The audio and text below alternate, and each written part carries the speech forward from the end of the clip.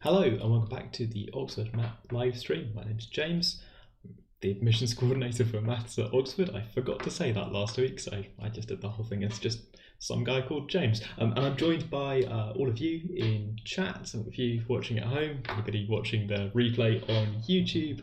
Welcome. This is going to be an episode about algebra, with hopefully 2 hours of talking about algebra. Hi to people in chat. I've got you on screen briefly here. Hi, I can see anonymous people and Ben and Andre and so I before Matthew's here. Hi to people watching. Great to see you with us live. If you want to join in during the live stream, I mean, you can get into slido.com/matlive, or you can join. There's a link on our homepage, which is over here, /r/matlive off the maths part of the Oxford website. That's also where you go if you want to get the worksheet at the top here. Just going to turn off chat, I think. Hi to username A at the top. Great. And other people joining as well. Great. If you would like a copy of the worksheet at the top, you can get that from the MAT page. And again, that's got revision material, revision stuff about algebra. I'd like to spend some time today talking about the binomial theorem, and there are some warm-up questions or revision questions, we're calling them. There are 14 of these, and we're not going to do all of them during the live stream, so if you've got preferences, then at some point I'm going to ask you, not yet because I'll forget, but at some point I'm going to ask you which ones you want to look at in particular, if any of them. It also comes with past MAT questions and some hints. So here are some past MAT questions and some hints, which I'm going to scroll past quite quickly, and then some longer MAT questions as well. This one involves lots of explaining why something's true, which is nice. Okay, I'm not sure if we'll get through all of this, both MAT questions, but we can have a go. We can certainly try. Hi to Kel and Maya and Trist and Ozzy and Andre, is that Andre again? In chat. Hi everyone. And somebody has reserved the username. I like this a lot. Let's put them on screen. They say username k² plus k plus 2 will never be square for any integer k. And they say hi. So that's nice. Good to see you. And I think your username is also true, which is good. Okay. I say reserved the username. We found out before that people can have the same username in chat, so do watch out for that.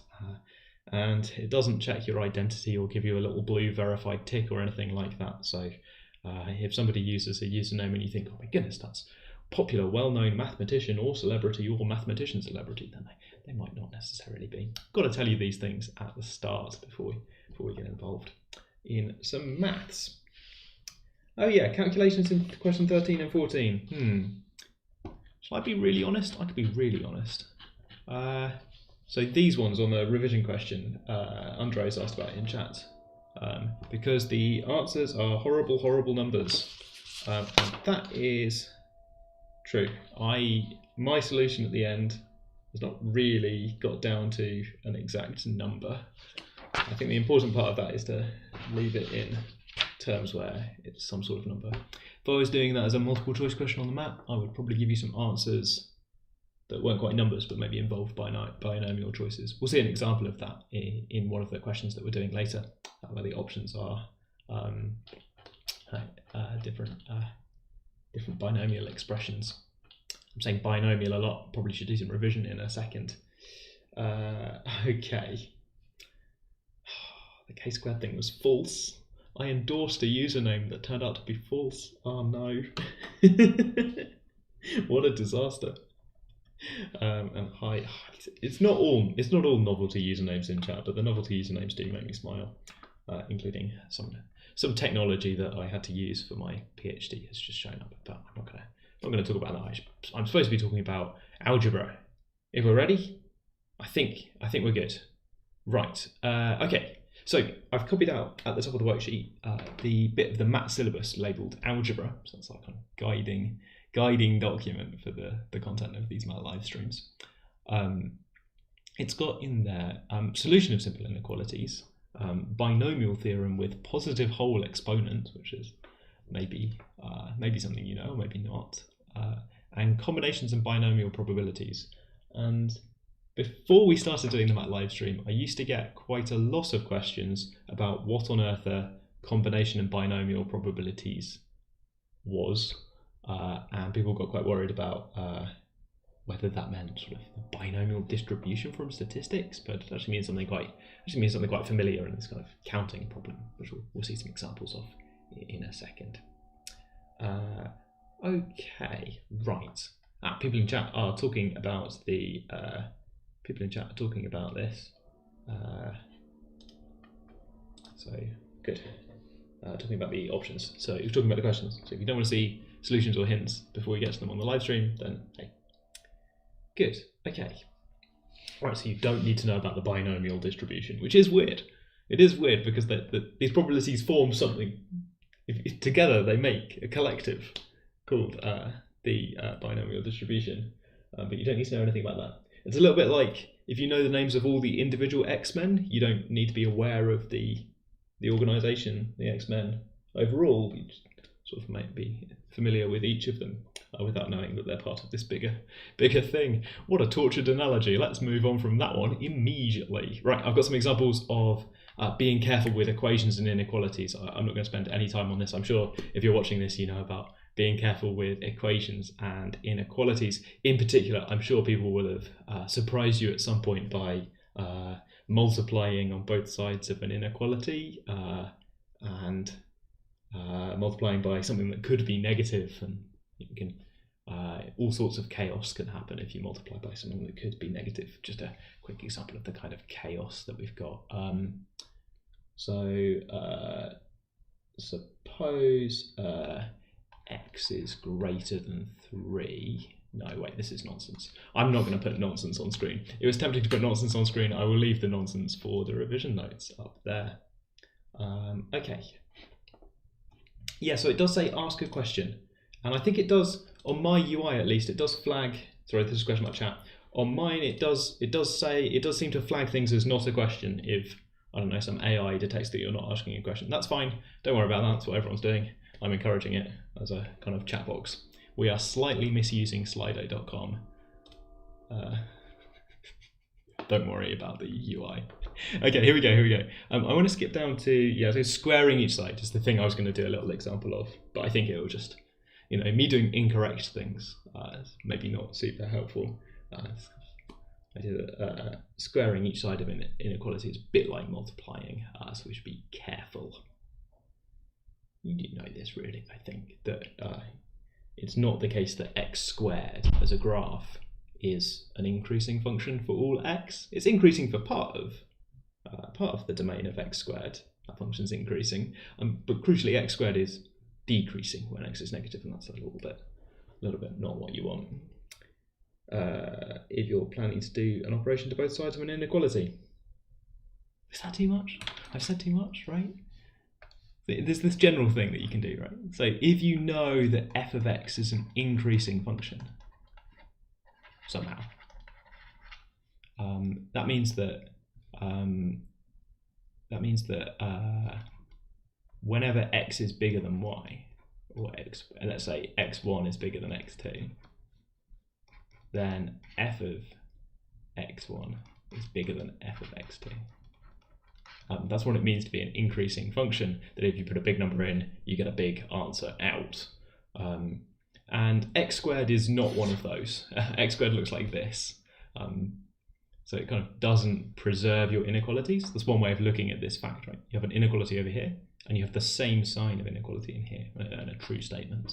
X squared doesn't preserve your inequalities because it's not an increasing function. Now, of course, if you chop off the left bit and you just look at the right-hand side, if you're only dealing with positive numbers, then you do have an increasing function. So it is true that big number in, big answer out, but it's just something to be careful with. When can you add two inequalities together? I think you can always do that, right?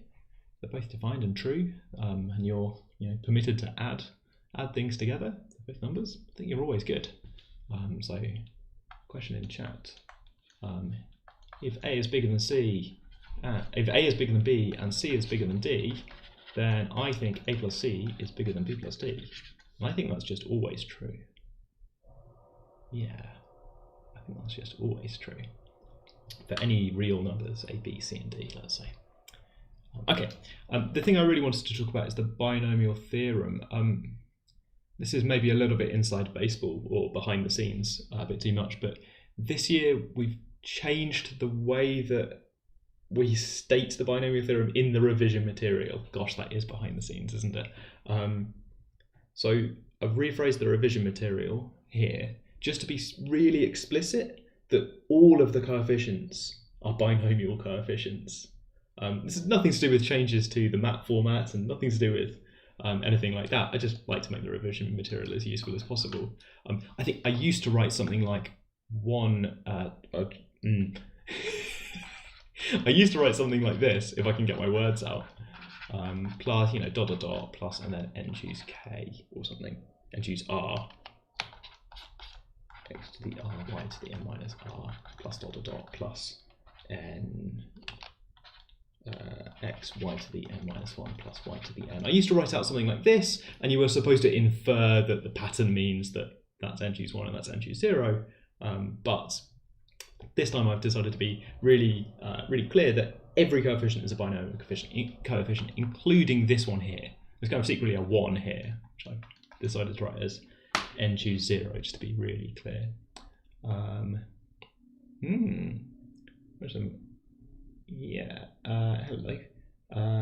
There's some questions in chat, which I think I'm going to take, because they're good questions.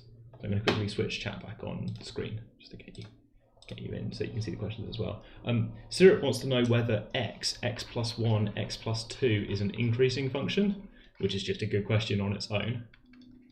And I think the answer is that yes, that's increasing for some range of x, but not overall. Because I think that graph looks like that's a challenge for you to try at home as well, isn't it? I think that graph looks like this, where sometimes it's increasing and sometimes it's decreasing, I think.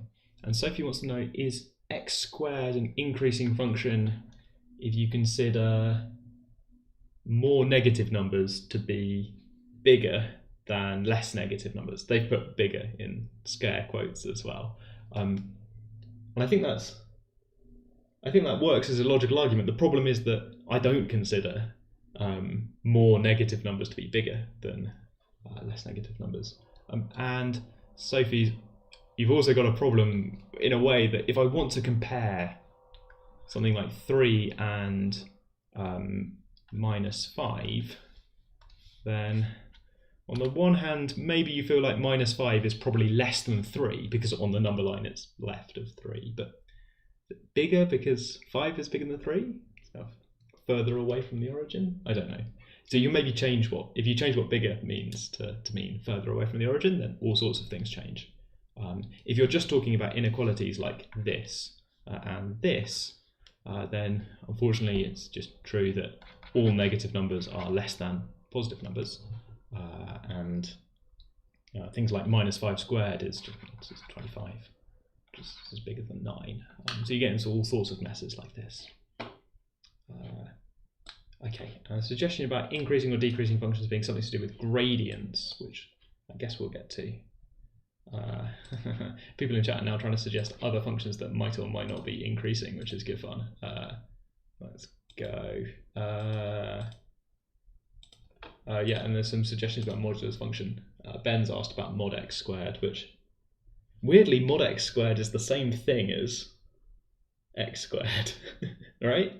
Because mod x sometimes takes the value x and sometimes takes the value minus x, but either way, once I've squared it, I'm going to get back to x squared. For negative numbers, sure, you take the modulus there. Yeah, okay, good question about how the binomial coefficients actually relate to choosing, which I think I'll do next. So there's this lovely example which I've got underneath here about combinations. That doesn't quite fit on the screen up there, but you know where it's going. This binomial coefficient, the thing that's sometimes written like a vector, so these things that are binomial coefficients, which are sometimes written like this, or you might have seen them written like this, or there are other notations that people use, especially computer programmers, where neither of these are particularly good if you're typing a computer command. So different languages tend to have different commands for what these things are. Anyway, the thing that's defined like this. So they're really related to choosing because of this argument, which I've included in the revision notes. I don't think I'd expect anyone to copy out all of that in some sort of exam situation, but that sort of argument might be familiar to you, where if you're making a choice of R things from a wider collection of N things, so if you want this many, and this is your sort of number of options, where you can choose where you're free to choose any subset of size R, so any collection, doesn't matter, you don't have any restrictions, any of them would be fine, so long as you pick exactly R of them. There are lots of ways to do that. You could pick the first R, the last R, every other one until you've got R of them. There are lots of ways to do that. The overall number is exactly this many, n choose R. N factorial divided by R factorial, n minus R factorial. And it's a kind of reasonably standard argument that you might have seen in school for why that's true. If not, then hey, it's on screen with the revision notes. It's about shuffling. And there is some discussion in chat about 0 factorial being equal to 1, which I suppose I have now bumped up against, haven't I? Sure, I guess I'm going to define 0 factorial to be 1. I don't mind thinking of that as a definition, that there are some arguments you can use for why that's a plausible thing to believe, but nothing really goes wrong if you just say, well, it's just a fact I've been given, like a definition of factorial. Okay, in particular, I guess inside here I've been encouraging you to plug in 0, haven't I? Because I've started writing n choose 0 on the board. That, if you use the definition, would be n factorial divided by 0 factorial n factorial, which I'm really hoping turns out to be the number 1. So I sort of hope that 0 factorial is 1. Okay. Yeah, so these kind of philosophical questions going on in chat now about the number of ways to rearrange 0 things, which mathematicians would say is one way to rearrange 0 things. The number of shuffles of 0 objects, kind of 1, presented with the one example of no objects, which people feel very uncomfortable about, which is why I prefer to say you could define it to be 1, or treat it as a kind of special exception, or whatever you want to do. Okay, good. There's some chat in there. So Anonymous asks, why has that subset been counted that many times? I think I can demonstrate this by showing you some kind of choices. So maybe I'm doing 5, so choose 3 from 5. And I've got these 5 objects which you'd like to choose between. I'd like to choose 3 of them.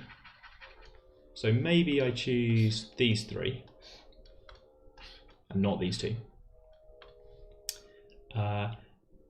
And there's this kind of problem in the argument where the argument suggests that I list all of the possible orderings of these things, including stuff like this. Oh, pair that together, there we go. Including stuff like this, where that's a different ordering of the items, but it's the same choice of 3 things. If the order of the items doesn't matter, then it doesn't matter how these things over here are shuffled together, as long as it's those 3. That means that my big list, my sort of enormous list of n factorial ways to order the items, contains that genuine choice lots of times. That choice of 3 objects appears lots of times for kind of 2 different reasons. On the one hand, there are lots of different sequences that these 3 items could appear in. 3 factorial, in fact, because there are 3 things that might be here, 2 that might be here once you've put something in the first place, and then the third one will appear as the third thing to choose from. Maybe a more convincing thing would be if I listed all of them, but there's 6, that's quite a lot. And a separate reason is that each one of those choices, even if you decide, okay, we'll just look at the ones that go pink, coloured in pink thing, coloured in dark blue thing, light, these 3 things in that order, that these ones can also shuffle around. That's a different ordering of the 5 things that we originally, in the argument above, originally consider in our big list of n factorial orderings. But each genuine choice of 3 things appears 3 factorial times 2 factorial times in the list, because independent of each other, there are 6 ways that the first items might turn up and 2 ways that those items might turn up. I'm multiplying those because they're independent possibilities, that for each of those shuffles of the first one, I could list out all the ways of shuffling the other ones on the right. There's 12. Each of the 6 ways to shuffle around those 3 things, but each one of those appears in my big list twice because the other thing can independently shuffle. A bit like when you cycle through the digits on a combination lock, you have these independent dials you can spin. And not a great analogy, but you can make lots of different numbers by doing independent things with them. Yeah, these are called combinations and permutations sometimes. The permutations are the number of different orders where the order matters. The combinations are the choice where order doesn't matter. That's why people write C for combinations in here, or C for choosing. Okay, and there is a suggestion in chat, which I'll head off, that says you could just integrate the you can define this note of the gamma function, right? Just integrate for t to minus t, and this is like, not today. Not today, yeah, sure. Keep your gamma function for another day, but for another time. Okay. So I've done my little juggling trick to try to convince you that if your job is just to choose 3 things from this set of 5 beautiful objects, then your first guess might be there are 120 choices, because I'll line them all up and then I'll take the first 3 home. But you'll be disappointed most days of that 120-day experience, that most of those will lead you to things you've seen before for 2 different reasons. Each one appears 12 times. Anyway, good. Okay. Yeah, so permutations, could they be in MAT? I think that argument about dividing and overcounting and dividing, I think that argument is really important. It's something that you might have seen before in school, or if not, seen it here. And that strategy is useful in lots of problems. I don't just mean in MAT, I mean kind of in maths and computer science degrees, and maybe even later on in life. The idea that you have one attempt at solving the problem, and it's not quite right yet, but you're exactly aware of all of the shortcomings of that. My first idea of just take all 120 ways to line up these objects, it's not the right answer, but I can correct it. I can move in the right direction, putting some division. The one I can chat for what a permutation is. Good, okay. That's made me chuckle. Right, okay. This brings us neatly to binomial probabilities, I think. Where we talk about n events, they're independent of each other, and each might have some probability of success.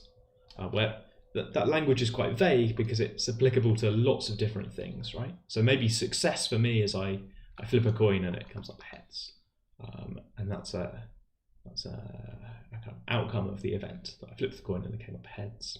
And I could imagine that doing that lots of times, or with lots of separate coins as independent events that might each have a kind of probability that I get heads or tails, and I might have some probability of success, which makes me happy, or failure, which makes me sad. And you can ask questions to say, well, overall then, what's the probability that I get exactly 2 successes out of my 4 coin flips? Which on the face of it seems like quite a hard problem, right? Because you might draw a kind of tree where you say, well, you might get heads or you might get tails. Then you flip the second coin, you might get heads or tails. You flip the third coin, you might get heads or tails. You flip the fourth coin. Whoa. How large are powers of 2? You flip the fourth coin and you might get heads or tails. And you could draw these kind of branching diagrams to represent all the things that could happen. And then think, oh my goodness, how many of these had exactly 2 heads in them? And you can count. But that question is very similar to a kind of binomial question. The same sort of mathematics. If you want 2 heads and 2 tails, then essentially your outcomes are going to be anagrams of this one. Here's one example with 2 heads and 2 tails. And then the other ones with 2 heads and 2 tails are the ways of rearranging these. Bearing in mind that the 2 H's here are indistinguishable. Maybe with my handwriting they're a little bit distinguishable, but they're supposed to be indistinguishable, and the 2 T's are indistinguishable. So it's kind of overcounting, then you can do it again. Okay.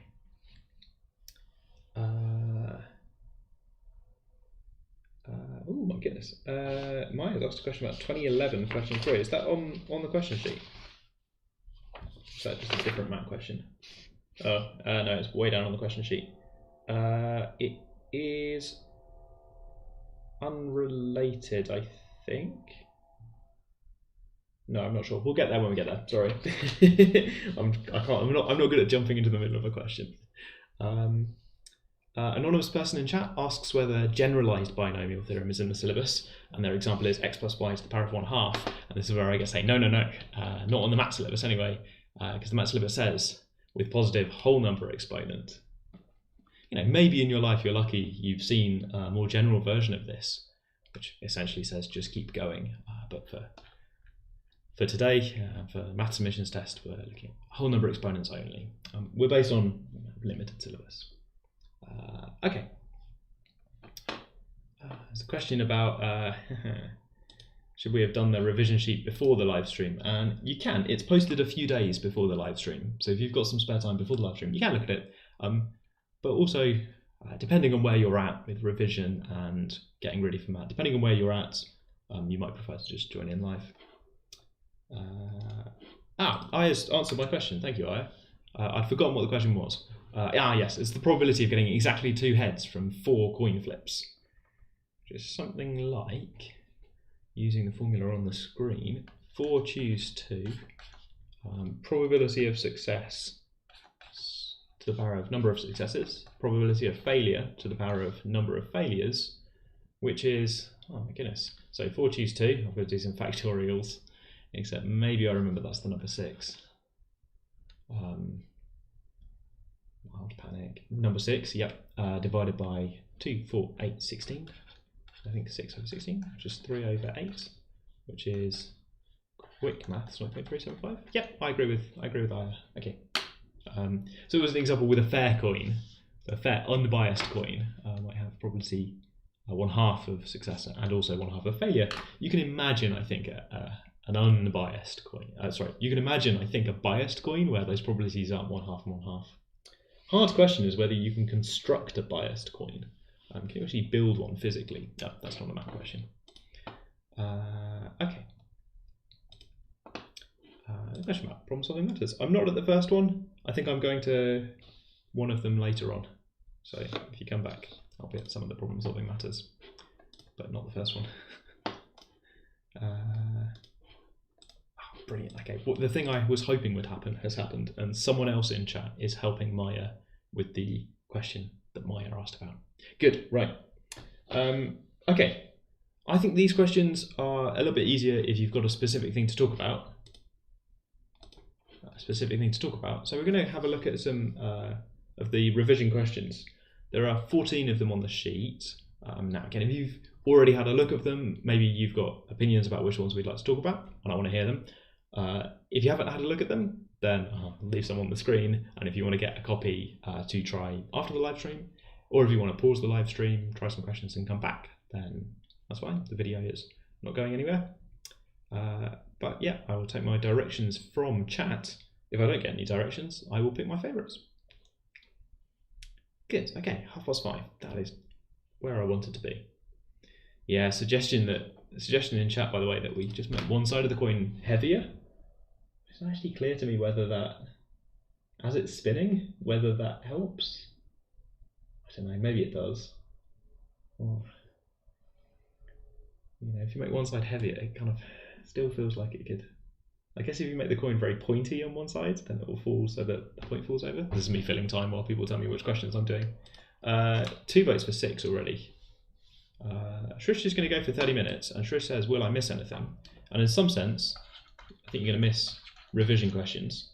And in some sense, you're not going to miss anything at all, because all of this is being recorded for YouTube. It sometimes surprises me that I'm recording everything for YouTube. I sometimes forget, but we are here. You can rewind live. You can even rewind live before we've finished. You can do all sorts of funny non-linear things with time. I can see some votes for 11 as well. Maybe just one vote, but I like 11. So yeah. Heads is heavier, then it's likely it'll be tails more likely. Gravity will pull the heavier side down. You see, this is, yeah, it's kind of true, isn't it? Gravity will pull the heavier side down. It just weirdly turns out to be not quite true with how gravity actually works. That gravity doesn't exert a torque. It's so weird. If you drop a thing that's heavy at one end, if you just have it so it's heavy at one end and you let go, you might expect it to spin so that the heavy bit is at the bottom, but it doesn't. It just falls. It's that thing about bowling balls and feathers again. Acceleration of gravity. Right, not a mechanics stream. I would love to talk about mechanics for the next hour and a half, but it's an algebra stream. You'd think it would start spinning. You just would, right? So the heavy bit can be at the bottom. We'll vote for question 9 as well. Okay.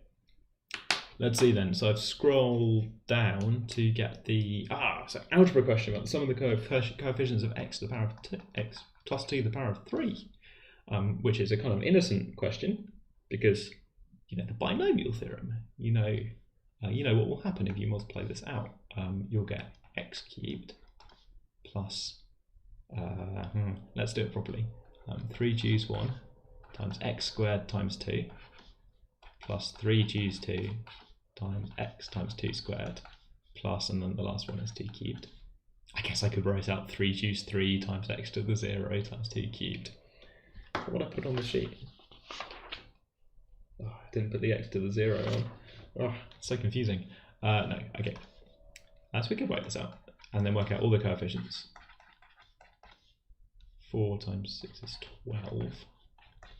And 8 on the end. And then we can work out the sum of the coefficients.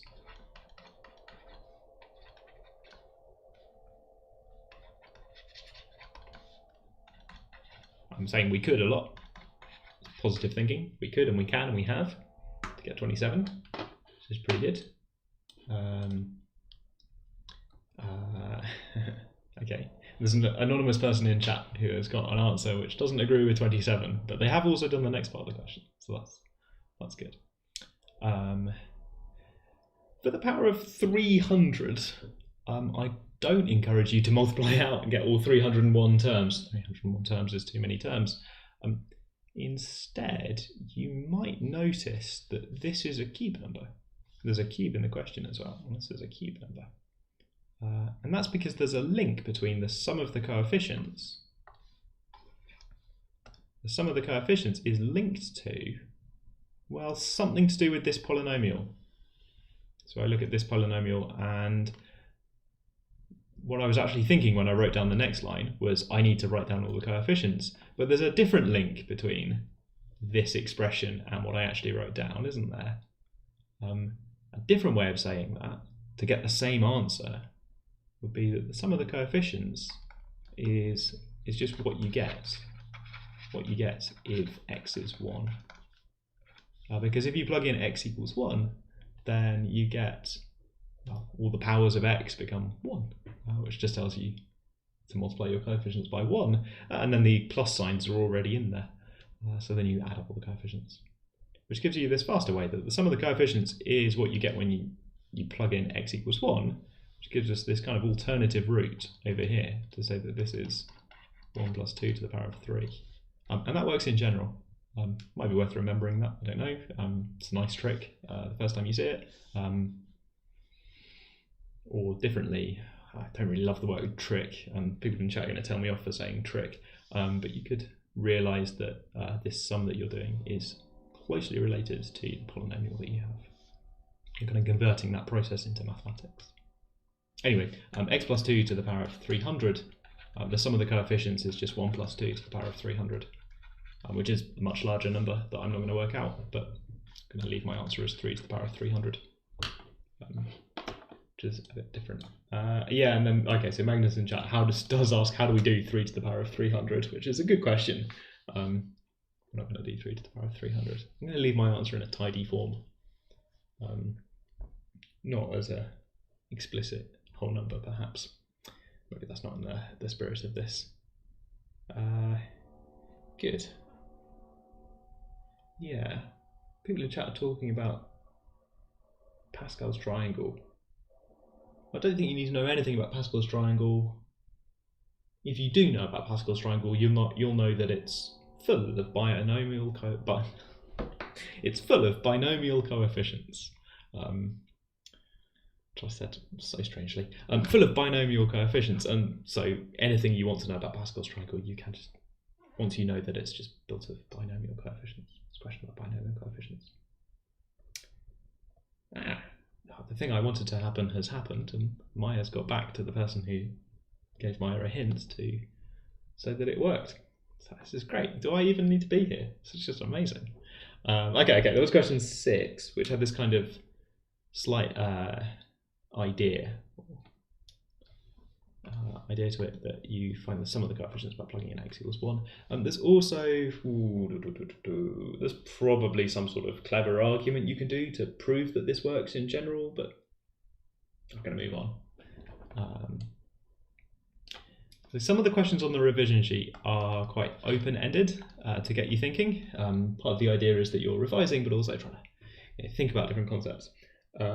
And so the question says, given minus 2 less than a, oh, it's up there, isn't it? Given minus 2 less than a less than 1, what can you say about a squared? So this is a test, I suppose, about that thing we were talking about how the graph of x squared comes down and then up again. So we're told that a is somewhere in this range between minus 2 and 1. So the value of x squared is somewhere on the graph like this. The value of a squared, this axis is a, and I guess this is what equals a squared or something. Something like this, which means that if I don't know anything else about a, somewhere between here, so a squared, it can't be too big, right? A squared has got to be less than 4. 4 is kind of almost the largest that it could be. It could be really close to 4 by being really close over here, but it just definitely can't be larger than 4. On the other hand, how small can a squared be? Well, a squared could be really small. I suppose just for clarity, I'm imagining large numbers up here, small numbers down here, negative numbers count less, count as less. Negative numbers for a squared count less than positive numbers. But actually a squared can't take any negative values. The smallest could be a 0, I think, like that. Okay. Yeah. That is amazing. Somebody's posted 3 to the 300 in chat, which is quite surprising because we all thought there was a character limit. Yeah. Maybe the character limit, hang on. So 3 to the power of 300 has got to be less than 10 to the power of 300, which would be 300 characters. And I think the character limit might be 3. Interesting question. How large is 3 to the power of 300? You need to know how big log 10 3 is, don't you? 151 characters, which is just under the limit. There you go. Okay, good experiment, chat. I should increase the character limit, shouldn't I? I was going to do that last week and I forgot. Kel says that Pascal's was sort of on 2018 MAT. because, well, I suppose if you know the values of some binomial coefficients, then you'll be okay. Let's quickly draw Pascal's triangle. Pascal's triangle looks like this. And again, if you're interested in 0 factorial and stuff, sometimes people don't put a 1 at the top. I like to put 1 at the top because now it's a triangle. About as much of it as I can draw. There are some relationships in Pascal's triangle which tell you fun facts about binomial coefficients. For example, each number is the sum of the two immediately above it. Just a fact about binomial coefficients. You can prove that from the definitions of binomial coefficients with all those factorials. But if you like, it's just a nice way to lay out your binomial coefficients. Okay, right. What was I doing? That was question 8. When I talked about this question last year on the MAT Livestream, people were a bit worried about this one being a less than or equal to, and that one being a strict less than. Let's all pause for a moment and think about why that's true.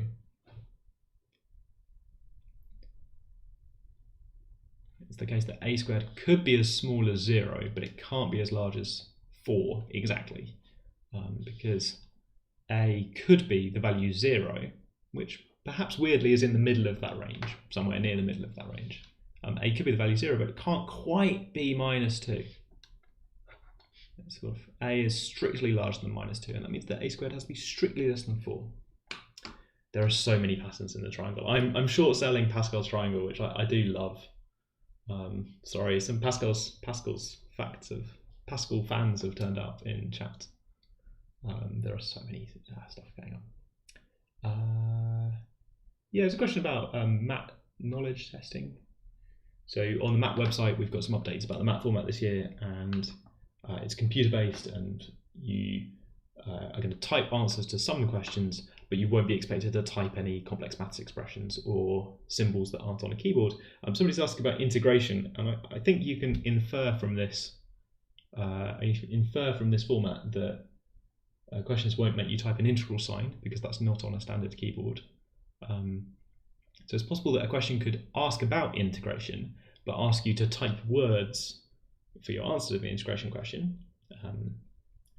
A question could ask you on the topic of integration, but have questions that are written so that you answer them using a normal keyboard. And there's also all those multiple choice questions where the answers could be anything, because you just choose an option. And the options could be numbers or symbols or expressions or integrals or graphs or whatever.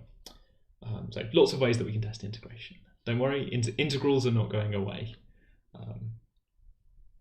And there will be a practice test to answer the question in chat. There will be a practice test on the MAT website quite soon, in time for the open days. It's something I'm currently working on. Sophie's asked why we've changed the format, just to let Sophie know and other people in chat. We had some issues last year with our test provider, the people who make sure the test gets sent out around the world. We had some issues. We switched to a new provider. Switching to the new provider means we've changed some of the admin things. We haven't changed the maths. Same maths syllabus, same maths people writing the questions and using the MAT for the same reason. Yeah, some writing. It's worth saying perhaps the people writing the questions know that the people answering them have a standard keyboard, and they're not interested in giving people bizarre typewriting tasks to do. It's not the case that when I say you won't be typing complex maths expressions, I don't want you to think, oh no, I'm going to have to type words that equate to a complex maths expression, right? Sine squared divided by 5 plus 37, oh my goodness. It's not what I want you to think. And when you see the practice test, you'll see some examples of something that's a bit less daunting, perhaps. Okay, right, good. Yes, and maths and computer science students are doing the same questions this year. They've been doing very similar questions, especially last year. There was a small change to this last year. We removed question 7. But yeah, no, this year everyone's doing the same questions, which makes it easier to describe. Good, okay. So, question about LaTeX. The questions are being written so that people who don't know what LaTeX is are going to be fine, which I think means you don't need to use LaTeX. in the event that somebody uses LaTeX, then, well, I mean, I don't really know what that's going to look like, but we'll be fine. People marking it will know what to expect. Okay, good. Right, let's switch question because I've been asked to do several. Andre says no logic questions. I think all the questions are logical in a way. And a question where you have to explain your reasoning. We've always done explain your reasoning on maths, and we can still do that with the standard keyboard. Okay, what else did we want to do?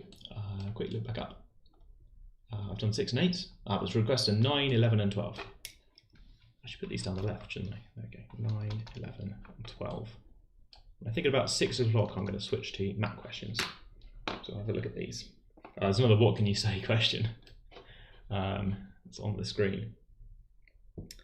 And the idea for this one is just that I suppose I could just confirm an answer, but you can't say anything at all about AC and BD. It could be the case that one's larger than the other. It could be the case that BD is larger than AC. Let me give you some examples. So -2 is less than 1. Let's do some. 1 is less than 2. 3 is less than 4. And if I multiply these things together to make AC and BD, then I get 3 less than 8, which is kind of true. I'm happy. That kind of makes sense to me, right? You multiply small things, you get a small thing. But there's a problem with negative numbers. Am I going to get this right? 5 is also less than 2, because if I multiply those together, well, actually 5 is bigger than 4. So this is like problematic. And this shows that you can't always say that AC is less than BD, because in this example, AC is less than BD, but in this example, AC is bigger than BD. Now, this is too open-ended to be a math question, but I wanted to get you thinking for the revision session about, you know, where do you use the fact that you want positive numbers? And if you have positive numbers, then everything's okay. I'm in that kind of happy state where this conclusion is in fact true if the things are if everything is positive, because then you're multiplying both sides of the equation by positive numbers. Okay. So sorry for another open-ended question, I guess. I guess in this one, at least I wrote, what, if anything, can you say? So first case, nothing. Second case, sure, we can conclude that AC is less than BD. Let's do a quick proof of that. If they're all positive, let's just sort of work out what that would look like. Then something like this is true, right? That AC is less than AD. That's true because A is positive. And we also know that AD is less than BD, taking the first equation and multiplying both sides by D, because D is positive. And then stringing these things together, this says that AC is less than AD, but then AD is less than BD. Okay, so that's my proof that AC is less than BD. Okay. So you can sort of string this little proof together where I guess I've taken the given facts and I've multiplied them up, but I've been kind of careful to make sure I'm multiplying in each stage for the things I've written here. I'm multiplying each side by the same thing. Okay, a true statement. And checking it's positive so that I know the inequality is preserved. The problems all come from, well, maybe you're kind of multiplying both sides by a negative number, or in this case, even worse, multiplying both sides by just 2 different numbers, which could be positive or negative. There's nothing going on there in general. Right, okay. It's one of those ones where the more I say, the more confusing it gets. So I'm going to shuffle to 11 and 12 and 13, which are the cards and things. Choosing in combinations and permutations. So let's get some of that going. Okay, 11. Right, I know for you the questions are nice and large up there, but for me they are just everywhere and weirdly tiny. Okay, so this is the one about the cards with the numbers 1 to 6. but the only property of them that we're interested in is whether they're odd or even. We're asked whether they alternate, switching between odd and even numbers. I've seen different people have different approaches for this. I'd be interested to know in chat what your approach was. The thing I was thinking about was the idea that these go odd. There are 3 odds and 3 evens. So I'm looking for all the possibilities that they are arranged like this, or the ones where they're arranged like this.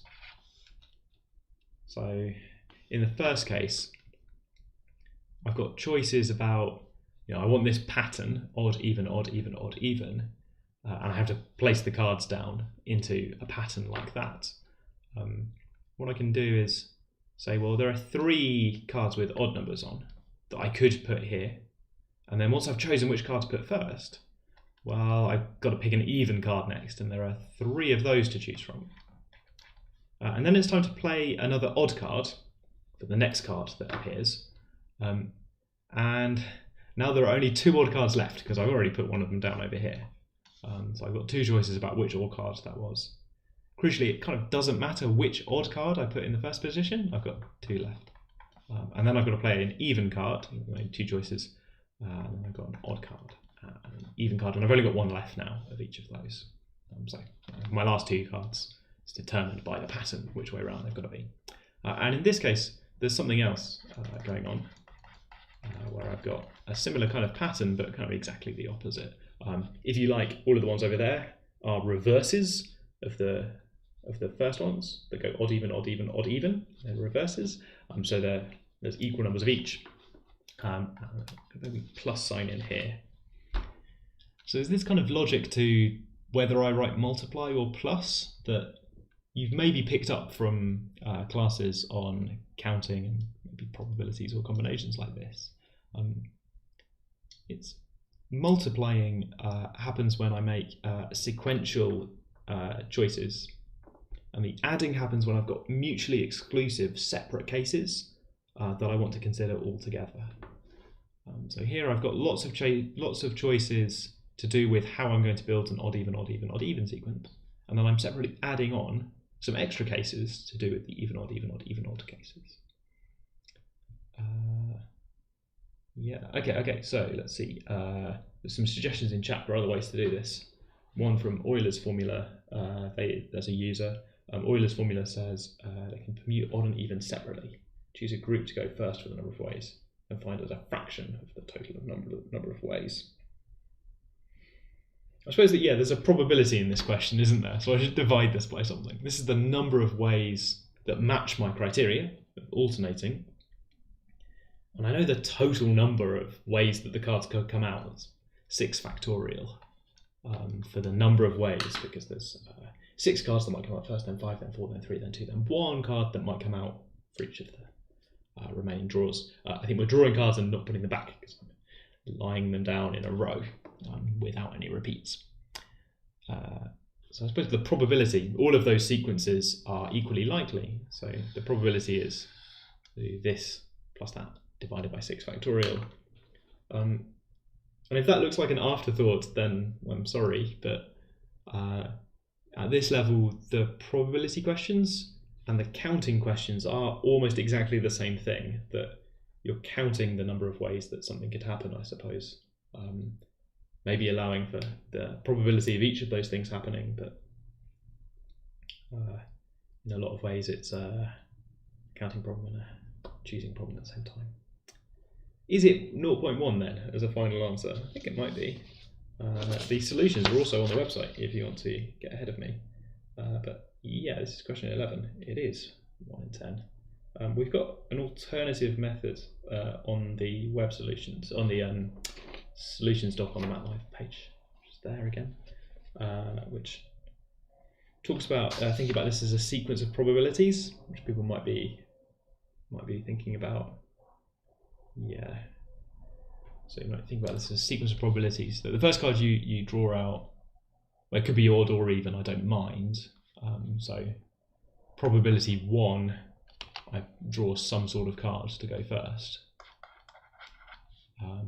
With probability 1, there is a card as the first card. Doesn't matter if it's odd or even. But then the second card I draw out, I want the opposite kind of parity to the first one, the opposite oddness or evenness. If the first card was odd, then I want one of the even ones next, please. And there are 3 of those out of the remaining 5 cards. 3 because I pulled this first one was different to those. So there's still 3 of that type in the deck out of 5 remaining cards. Then I want something to happen next. I'm multiplying because this is a sequence of events.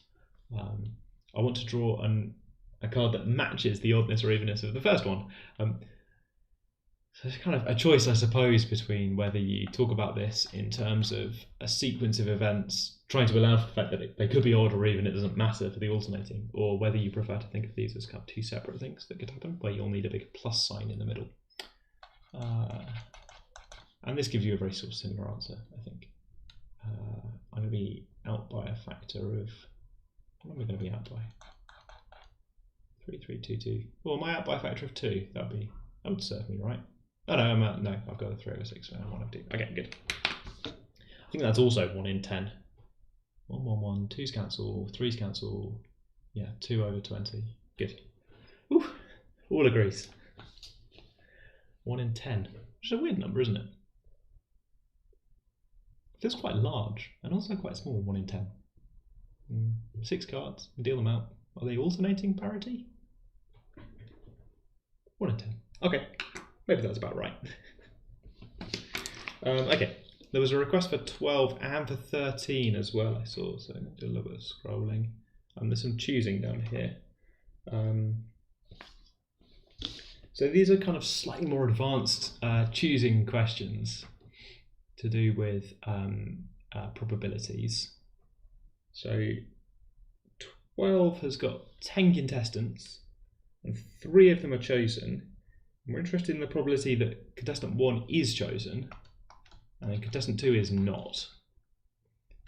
So if you like, there's a kind of separate question here for how many choices are there? Like, if you forget about the contestant 1, contestant 2 stuff, how many choices are there for the 3 finalists? And that's 10 choose 3. Choices for the finalists. And those are all equally likely. That's a huge number of choices, but in a way that's what the game show host is doing. They're picking one thing out of those 10 choose 3, huge number of possibilities.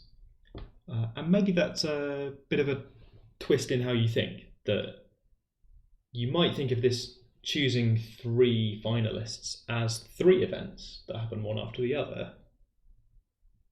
That's one way to think of it.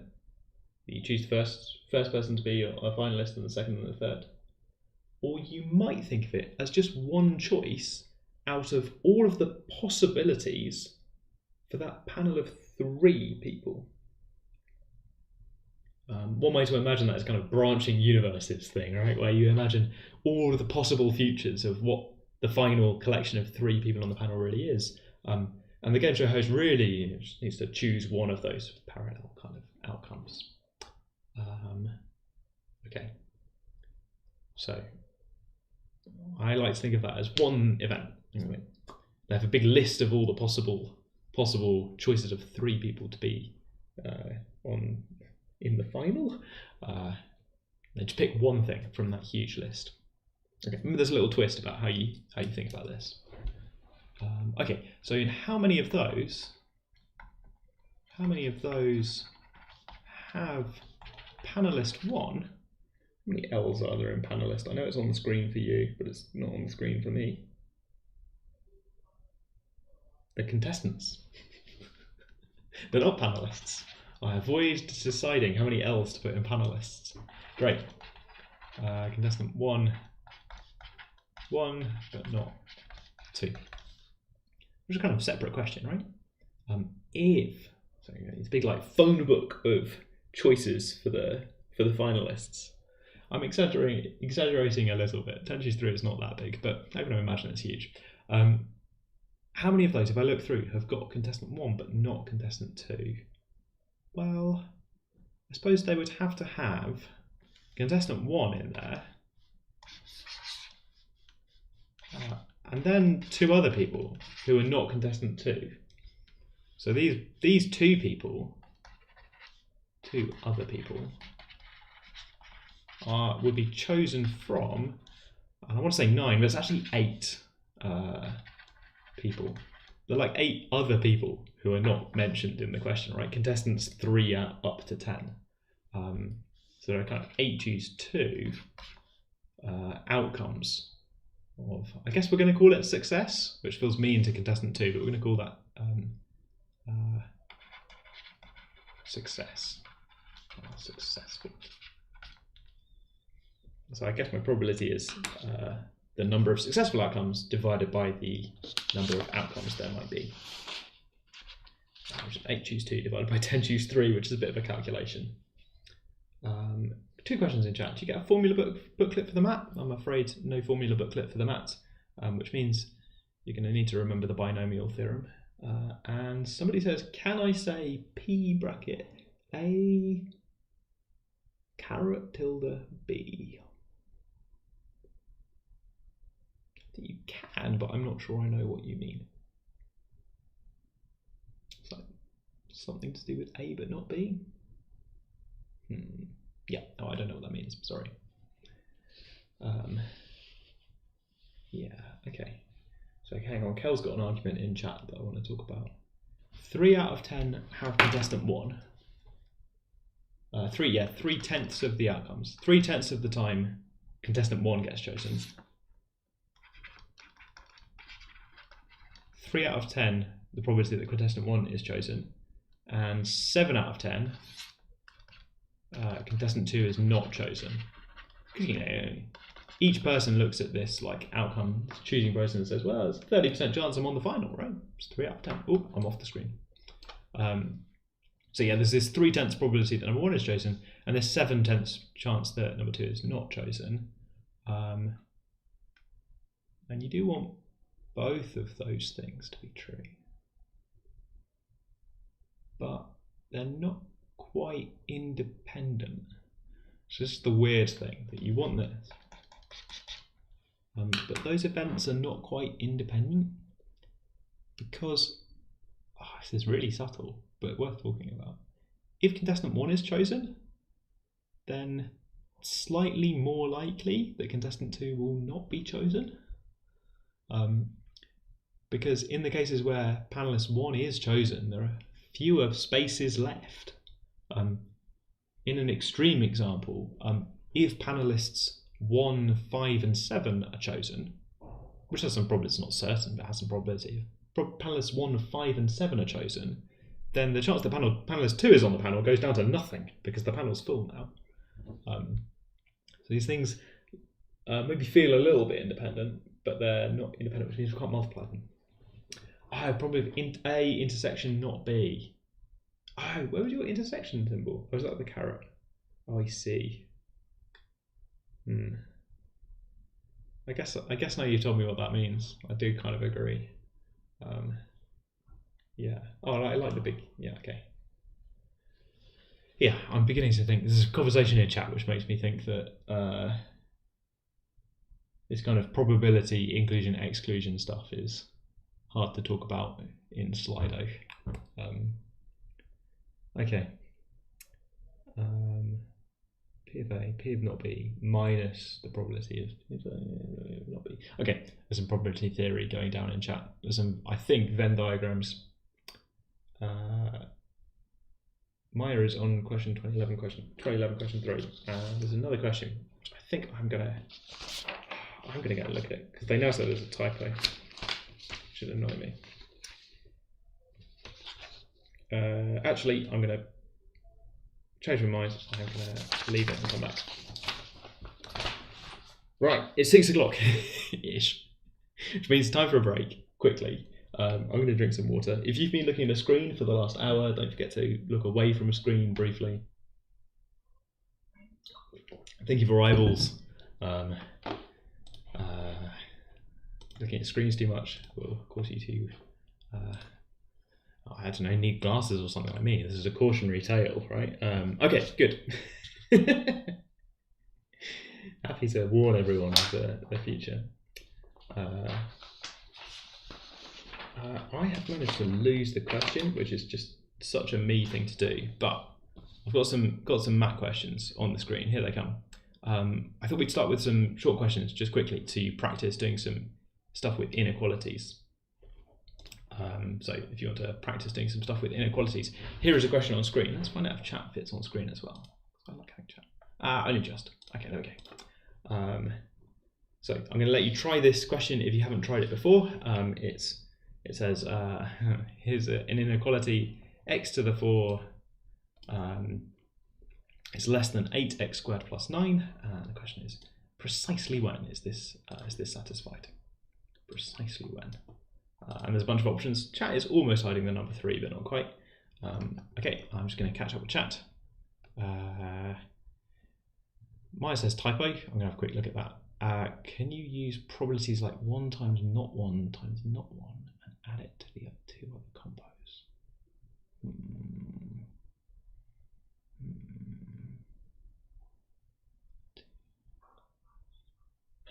Right, okay, yeah. Okay, I see what you're saying. You're choosing finalists. Sorry, for the previous question. You're choosing finalists. So you've got to choose contestant 1 and then choose someone who's not contestant 1, choose someone who's not contestant 1.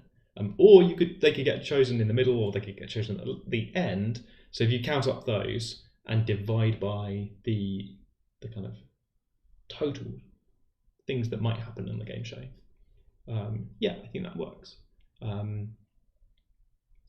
It's a little bit funny in a way. If you're doing these probabilities, you could do ratios of combinations or ratios of permutations, and I think it all works out because some factors cancel. But yeah, you could imagine the game show host choosing people in a particular order, and then maybe it doesn't matter at the end of the day if there's a factor of 3 factorial for shuffling up the panel, but if it happens every time, then it doesn't matter.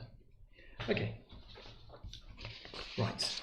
Chat's having a go at this question. There's some suggestions of how to get started and some suggestions of some answers. So wherever you're at with this. Right, Maya told me there was a typo, so I need to look here. And Maya says typo in the last part. Is it supposed to say for what value A is the area? Oh no, I want a value of A, I think. I want to move the point A to be somewhere to make the area of X largest. The area of R doesn't depend on X. So yeah, no, I want to change A. Like I'm moving that point on the left and right. Okay, give me half an hour and I might get there. Okay, disguise quadratic, let X squared equal Y. Would it be valid to immediately choose A because of the symmetry in the question? And there's an answer. Somebody earlier in chat asked, what sort of questions can you use symmetry on? Hey, here's a question where maybe you can use symmetry. Anonymous, to answer your question, anything's valid for a multiple choice question, right? You tick the correct answer, get the marks for the correct answer. So yeah. Also, I think mathematically, and I think you're asking me, is that mathematically valid? Yes, I think that is mathematically valid.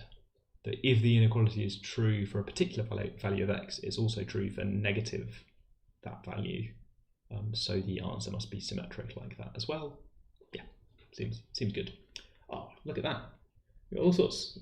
Aya is calling it big X. Anonymous has chosen Y. Yeah.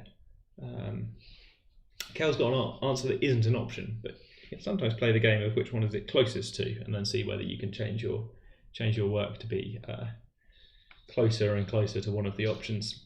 Although there's a danger to that if you were close to an incorrect answer, it's surprisingly easy sometimes to correct your own work to get closer and closer to the wrong answer. Explain the symmetry a bit more. Sure. So the person in chat's realised that the left-hand side is a symmetric function. Here's x to the 4. And so is 8x squared plus 9. Maybe it looks like this. I'm not really sure. I might be wrong.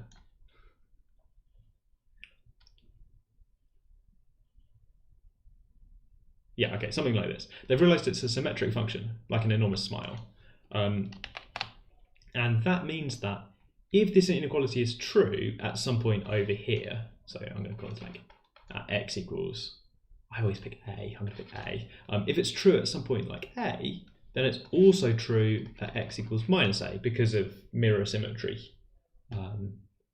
Replacing x with minus x gives you the same values. So if the inequality was true for some particular value, here then it's also true on the left by mirror symmetry, which means that the range where this inequality is true must include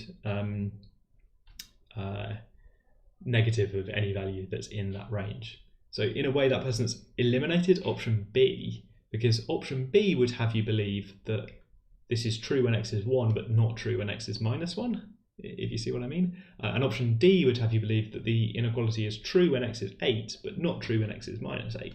But that's not the case by the symmetry of the graphs. Good. Comes from thinking about graphs and transformations and symmetry, which are all healthy things to think about in math. I has got x is equal to 3 or minus 3 or I. We'll go for real values since we're dealing with real numbers. Everything on the mat uses real numbers.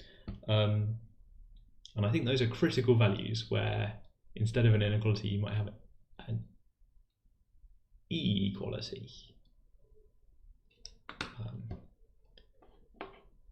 In my head I was going to say uninequality, for like an anti-inequality, but then I remembered that that's called an equality. God, it says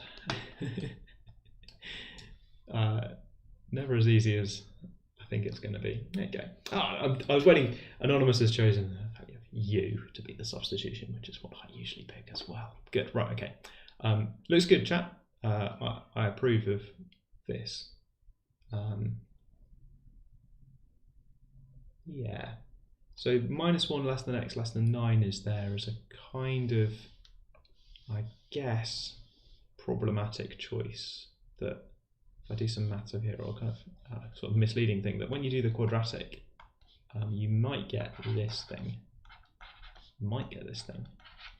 So if I write u for x squared, is this thing true? It's a kind of reasonable question to ask. If I plugged in u equals x squared, I would like to know whether this thing is negative, and you can do some work, I suppose, to find out that this factorizes like this. So you might decide how I want this to be true, but then you need to remember that u is not the same thing as x, that you want minus 1 to be x squared to be between minus 1 and 9. But of course, x squared is just definitely larger than minus 1 because it's positive. So in fact, the range of x that you get, one trick that you could use is to ask when is x squared equal to the values on either side, to which the answer is, well, 3 or minus 3, when actually sort of no real numbers is x squared equal to minus 1. That's why someone in chat said I. Oh, there it is. I, it's just I. For real numbers, that doesn't happen. X squared is always bigger than or equal to 0. Right. Okay. So let's have a look at another one then. That's very quick. Well done. Yes, this one. This one has caused people problems in the past. So we're going to switch like that. And I've got this question, which is a kind of advanced binomial question. The idea here is that you're taking the mathematician's test. Everybody going in knows the binomial theorem, but some people are maybe good at working at unfamiliar questions using the binomial theorem. I'm saying binomial a lot because of that bracket to the power of n, which is exactly when I would like to use the binomial theorem. It's just the sort of question where I would like to start binomialing. Sorry for all the paper noises. I'm desperately trying to find my copy of the question. There we go. Okay, found it. We can say x squared less than 9, that's enough. Sure, yeah, we're going to pick one of the options, but that is a true fact. Yeah, so someone in chat says trinomial expansion. There is such a thing as a trinomial expansion for 3 things inside the bracket. You're not expected to know it, and I'm not certain it's helpful. I suppose it, in a narrow sense, it kind of is helpful if you've just seen exactly this before, but most people haven't. In hindsight, binomial within a binomial, says an anonymous person in chat, which is how I think about this question, as a binomial expansion and then another one. I've seen both, I suppose. So you could imagine this as a huge array of lots of brackets. All of them look like this. How many am I going to write on the screen? Let's see. Loads of them. Where there are n of these. And depending where you are with multiplying stuff out as a concept, last week I tried to say first, outside, inside, last. It's that kind of checklist that people sometimes learn, FOIL, FOIL, first, outside, inside, last. That works quite well if you're multiplying out brackets with two things in each. In general, it's more of a choice, right? More choices about what you're trying to do to make each term. If you expanded out all of these brackets, what would you see? Difficult question, I suppose, in general. The answer is the generalization of first, outside, inside, last is one of each combination of choices of a term from each bracket, which is more of a mouthful, right? Not a snappy acronym. Each choice of term from the brackets gives you a kind of different thing. Okay, so we do this nested binomial thing in a second. I just want to, if maybe you thought about it as nested binomials, maybe not. We're putting brackets around two of the terms, sure. So if you put brackets around the xy and the y squared and then binomial away, everything works. But just to show you a different approach, I'd like you to think about multiplying all of this out. It's kind of crazy, isn't it? Okay, so if I multiply everything out,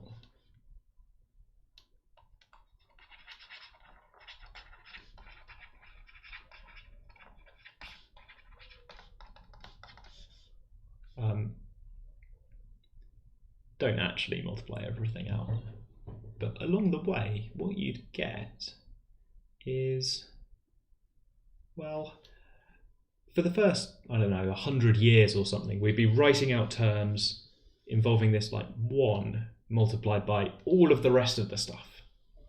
And then for the next 100 years, we'd be writing out stuff with the xy chosen from this bracket, multiplied by loads of stuff.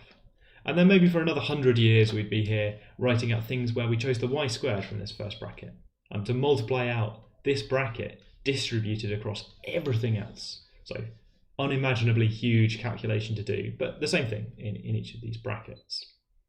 For 1 plus xy plus y squared times all of the rest of the stuff.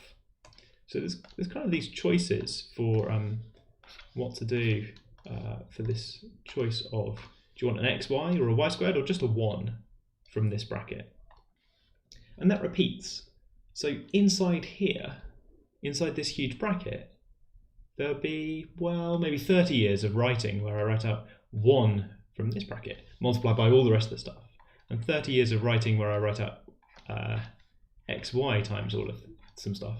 And 30 years of writing where I have the y squared times lots of stuff. But that's a kind of separate choice. But in each of those cases, I make a choice here about which term. I'm sort of some way through my incredible project of copying out all of these brackets lots of times and multiplying everything out. I make a choice of which term I'm picking from the first bracket. I make an independent choice of which thing I'm picking from the second bracket. So it's just choices. It's choices of terms.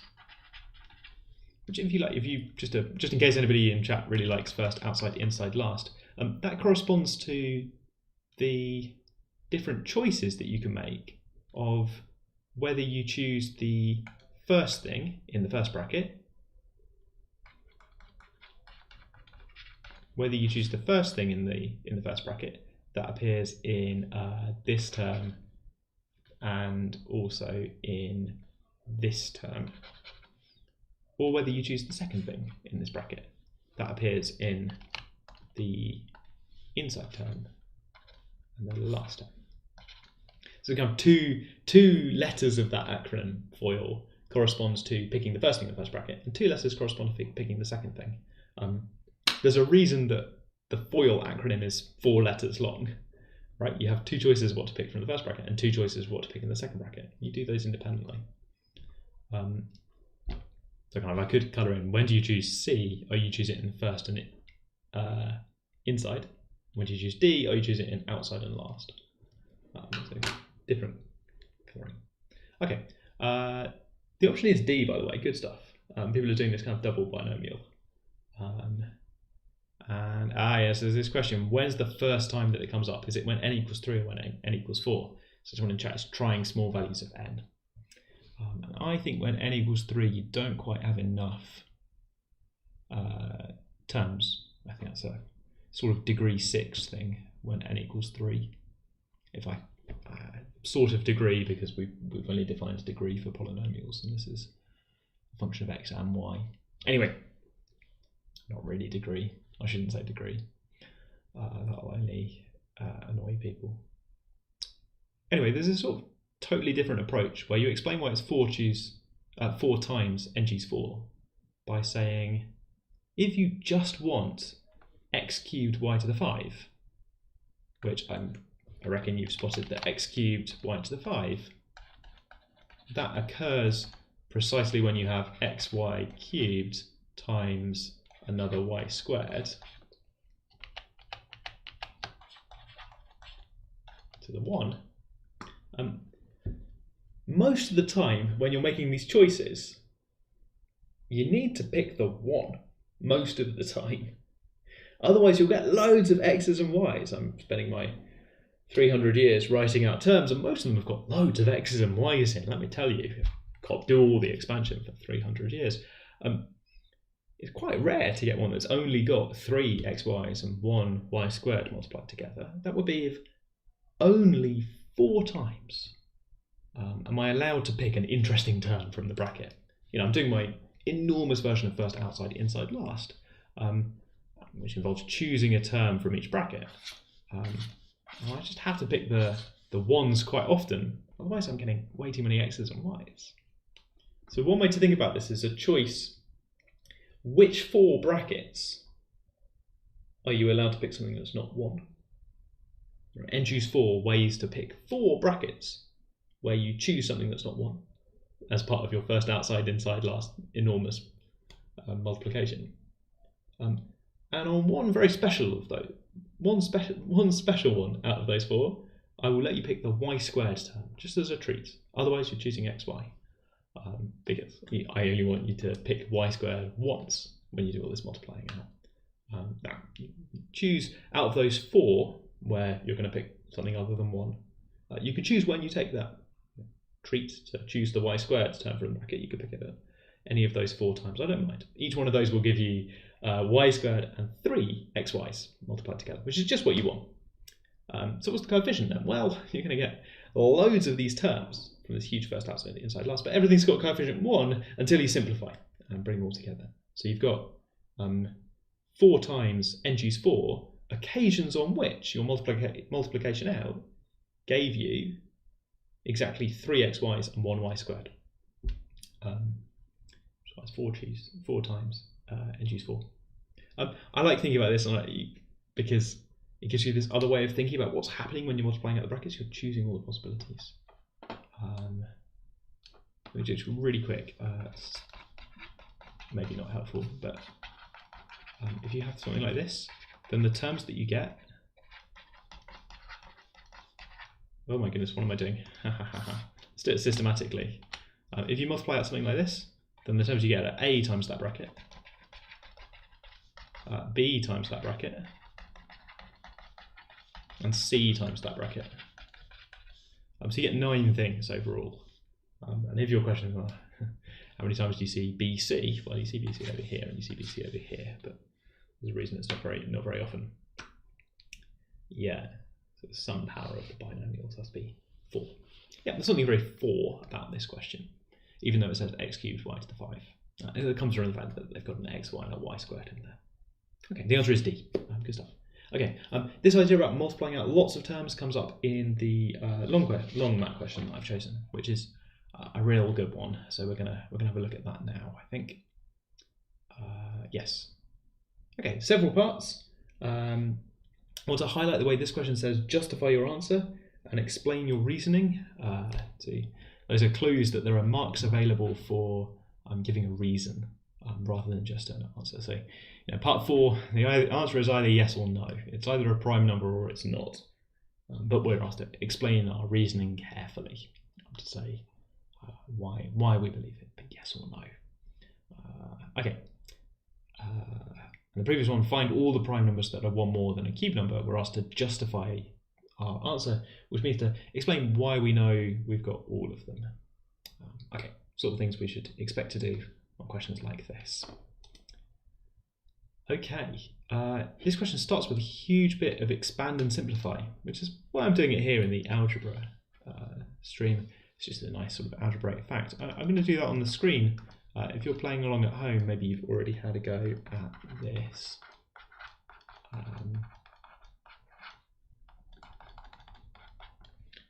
So when I multiply this out, I went for a times the first bracket, which is a lot of writing on its own. So I've got to remember while I'm writing this out and talking at the same time that I'm doing a times the enormous bracket, and then minus b times the bracket, which I can simplify a little bit as I go, right?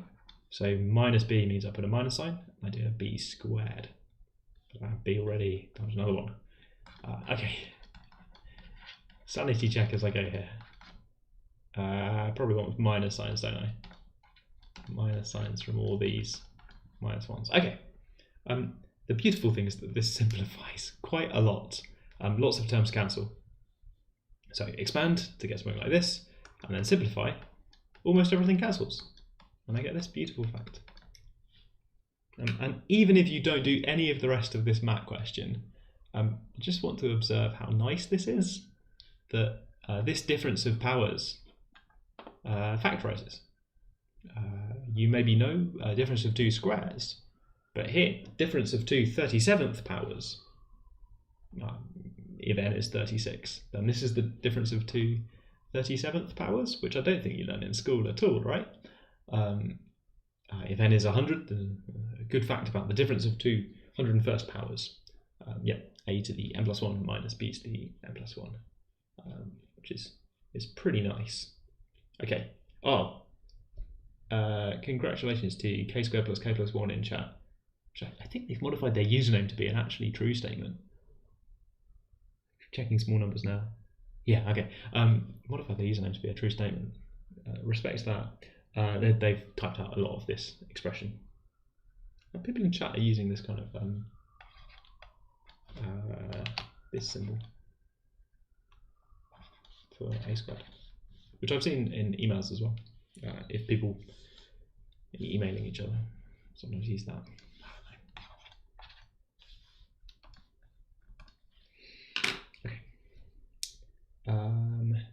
Good. Okay. So even if you don't try the stuff about sum of 2 cubes or difference of 2 squares, then I want you to see this nice fact. Okay. This gives us a way to get past the difference of 2 squares. So there is a difference of 2 squares part to this question, to talk about the fact that if your number is 1 less than a square number, it's n squared minus 1, so you can factorize it. So it's probably not a prime number. The subtlety there is to check the cases very carefully. If you have the difference of 2 squares, then it's tempting to just factorize it and say, well, I'm done then, right? You can't be a prime number if you've got factors. But even prime numbers and odd prime numbers, even and odd prime numbers are both allowed to have 1 as one of their factors. So this is kind of special case. Check that these factors you're accusing the number of having, check they're not 1. Okay. And then question about part 3 as well. So there's only one number that's a prime and one more than a cube number. We're going to find it. Let's do that now. So part of this is going to be that we'd like to factorize this. We had so much success with the previous part, factorizing n squared minus 1. We'd like to factorize n cubed plus 1. And you've got a choice here about, well, how did you do that? I can think of multiple ways that people might have noticed a way to factorise n cubed plus 1. I'd be interested to know what chat did for this. How did you know how to factorise n cubed plus 1? Assuming that you've written down n cubed plus 1 for one more than a cube number. How did you know how to factorise it? I'm going to catch up.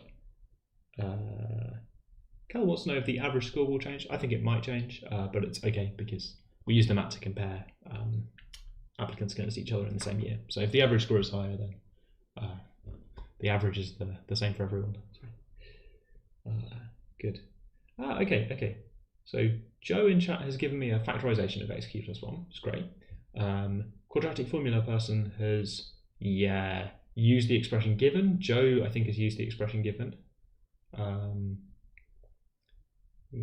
Okay. And Aryan in chat has used the first part. Cool. Okay. Trish has inspected values, which is nice as well. Okay. So I thought those would be the two things that I might see. Looking out for a third thing. Yeah, there it is. Okay. This is n cubed minus 1 cubed, which I've seen in chat. Someone telling me that minus 1 cubed, and I think the reason they're thinking of that is that now it looks like a to the m plus 1 minus b to the m plus 1, and the thing we did before has got a minus sign in the middle. So if only we could have a minus sign in the middle down here, then it would all match up and we could use the first part. So if you spot that you can sneakily rewrite this 1 as negative minus 1 cubed. It's nice with cube numbers to have positive and negatives included in there as well. Anyway, never mind.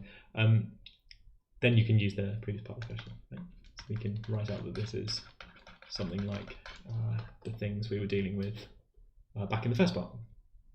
But other people seem to have spotted this. ABX, BB minus 1, NB2. Nice. Other people seem to have spotted this from more of a polynomials point of view, which I also like. If the question was, how did you spot a factor of x cubed plus 1? Then you might think, well, that's some sort of polynomial, right? Where I've got x cubed plus 1 and you want a factor? Well, just factor theorem. The factor theorem says I just need to look for a root of this polynomial. And if I plug in minus 1, then I'm good. So it must have a factor of x plus 1. If you don't know what the factor theorem is, we did a factor theorem last week. So you could watch the MAT livestream there, or if you don't want to watch a 2-hour video, then I don't blame you. There's a worksheet from last week which is on the website if you want to quickly find out what that is. Yeah, factor theorem, and then it's going to be some long division. Ben in chat says, long division, I'm going to have another go. I made such a mess of this last week. I've already made a mess of it because if minus 1 is the... If I already messed up, I have, but I've messed up over here. That's subtle. I should have read it off chat. Okay. Stop the clock. I think I did an hour and a half without a minus sign mistake this week. Am I forgetting one? Did I already do a minus sign mistake? I probably did. Hour and a half without a minus sign error. That's all right, isn't it? Good thing I did it 2 different ways. That's 2 different ways. Different answers, differing by a minus sign. I'm in danger. Good, okay. Yeah, so people have pointed out maybe we should now consider, like, are these things 1?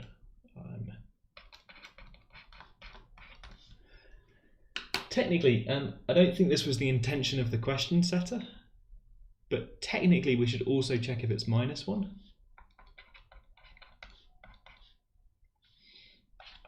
Which is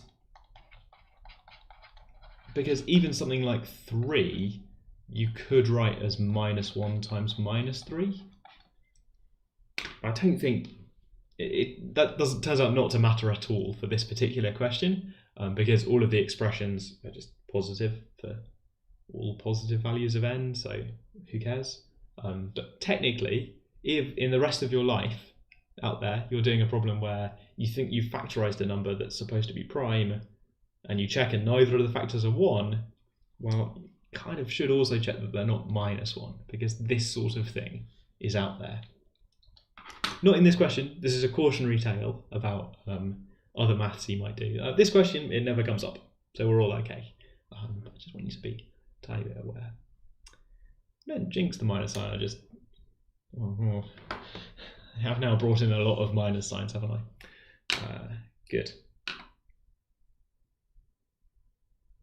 Okay, there's a clapping emoji in chat, but I think it's just for me getting minus signs wrong. I don't think it's sincere. Okay, right. Good. There are a couple more parts to this question. I want to look at a couple of them. Both of them, you could say. Yeah, part 4 is actually fun. I think I'm okay for time, so I'm going to talk about part 4.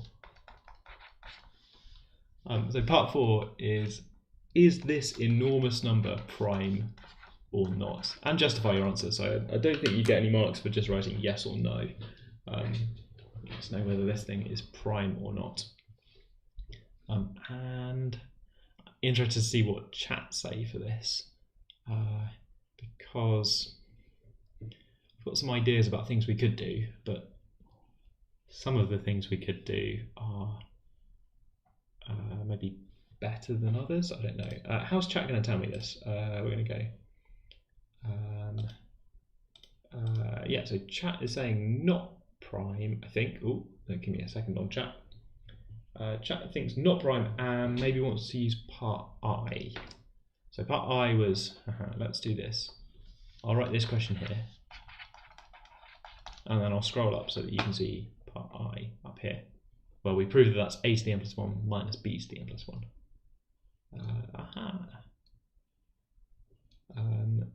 Yeah, so there's a kind of problem in a way that if you want to use this with this being a to the n plus 1 minus b to the n plus 1 to use part I, to use the first part of the question, part 1 of the question, then if you just write out a is 3, n is 2014, that's n plus 1, b is 2, n is 2014, then I guess this fact is true, that it's this plus a lot of stuff. This fact is true, but not useful.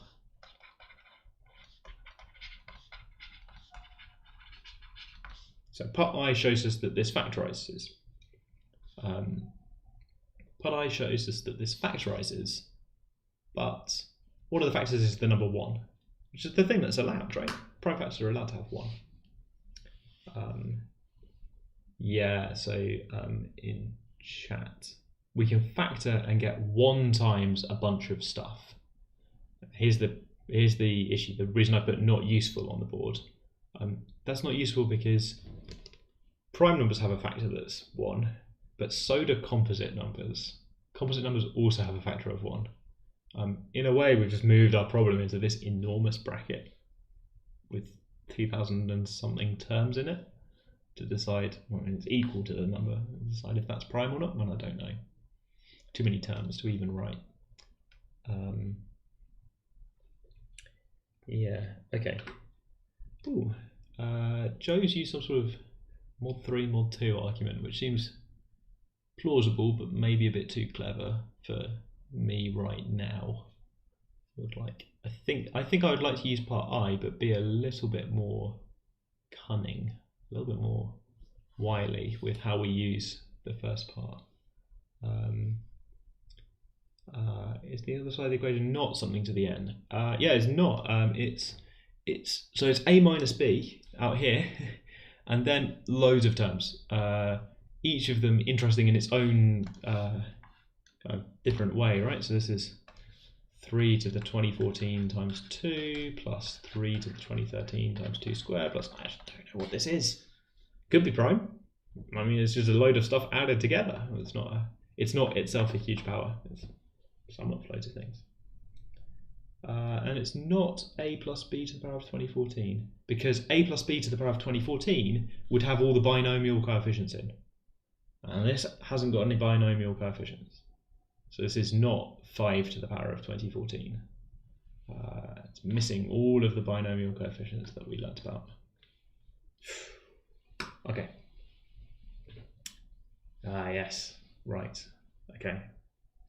That's called out several people in chat, I think. Problem.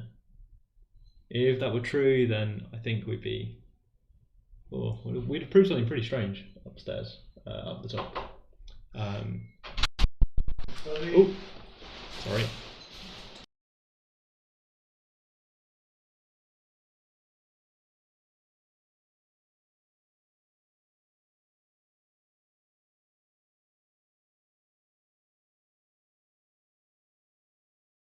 Sorry about that. Okay. Yep. So there's an idea to use part I with a different argument, which I've seen in chat. So let's try and do that instead. And the direction of travel is that this is not prime. In general, by the way, if you're asked whether a number is prime or not, it's really hard to prove that things are prime. It's quite easy to prove that things are not prime. If you can find a non-trivial factor, then your number's not prime. And the idea is to use part I, just off the screen there, to use part I and to write this thing as a to the power of n plus 1 minus b to the power of n plus 1, but to be a little bit more careful about what we choose for a and b and n. So you know some stuff about powers, right? That this 3 to the 2015 is the same thing as, well, maybe there's a 5 in here, right? 2015 is a multiple of 5, so this is the same thing as 3 to the 5 to the 403. And this thing is the same thing as 2 to the 5 to the 403. So this is a different way of writing those numbers as a to the n plus 1 and b to the n plus 1, where a, in this example, is 3 to the 5, b is 2 to the 5, and n is 402 or something. So n plus 1. Okay, that would show that this factorizes as 3 to the 5 take away 2 to the 5 times a whole bunch of stuff. Oh goodness me, what is this? 3 to the probably 2010 or something. That's loads of stuff. A different way to factorize it, where there's a non-trivial factor, 3 to the 5 minus 2 to the 5, which is, you know, different in its own way. Right, time to think about mod 6 very quickly. Lots of people in chat talking about mod 6, like at least 2 people talking about mod 6, because primes are either one more than a multiple of 6 or one less than a multiple of 6.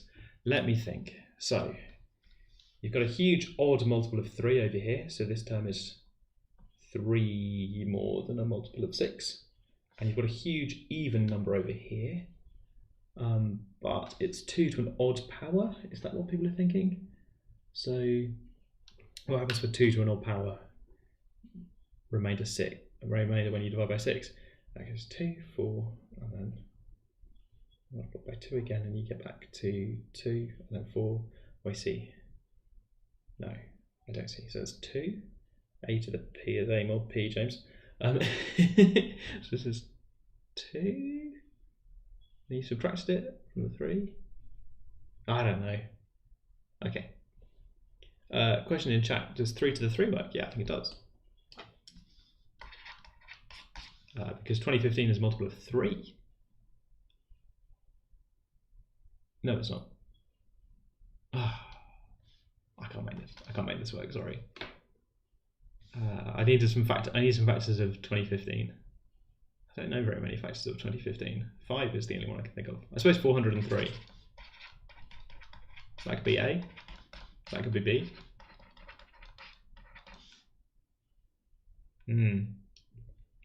Okay. Yeah, Shrisht in chat tells me that the value of this is something like 211, which is a non-trivial factor. Okay. The last part of this question is to decide whether or not this random polynomial expression is a cube number, where k is a whole number. So the idea for this is just to talk about how large that expression is compared to some things you know to be cube numbers. So for example, k cubed, k cubed is a cube number. That's true. Is k cubed plus 2k squared plus 2k plus 1 a cube number? There's also a question that you can ask.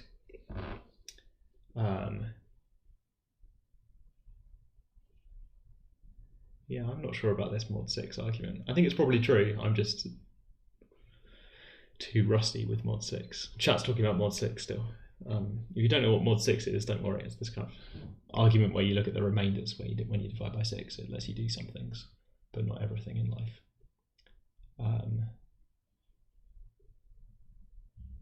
Okay, so is this a cube number? And well, if k is a whole number, then I guess this thing is just definitely larger than k cubed. So okay, is it k plus 1 cubed? That would be nice if it was just like the next cube number in disguise. But then you remember that that cube number is this, which is just different, I think, provided k isn't like 0 or something weird, or -1. These things are just different.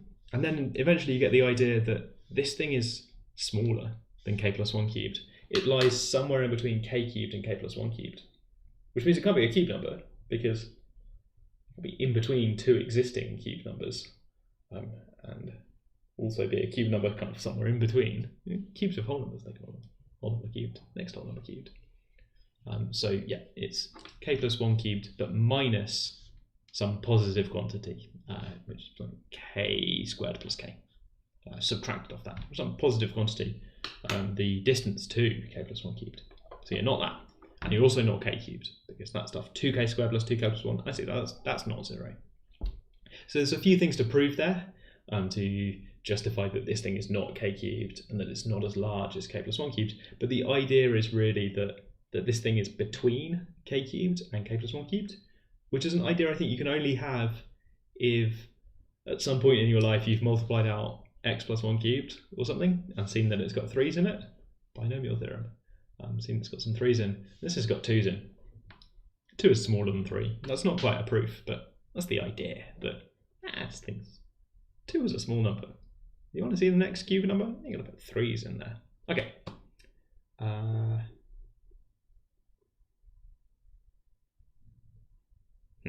Good. Okay. Something in the chat. Very good at prime number stuff. I'm learning. Good. Okay. I sort of rushed that last part. Sorry. If you want to see a proof that this thing is bigger than k cubed, or that it's less than this expression, there's a detailed description of how that works in the solutions doc that we've put on the MAT Live page. Set these opposites. Did I mention that everything's being recorded? So if you want to watch this later, you can watch it in your own time, or at double speed. I can't record it at double speed. I have to be here for every second. 1 to 1. Right, no, I enjoy this.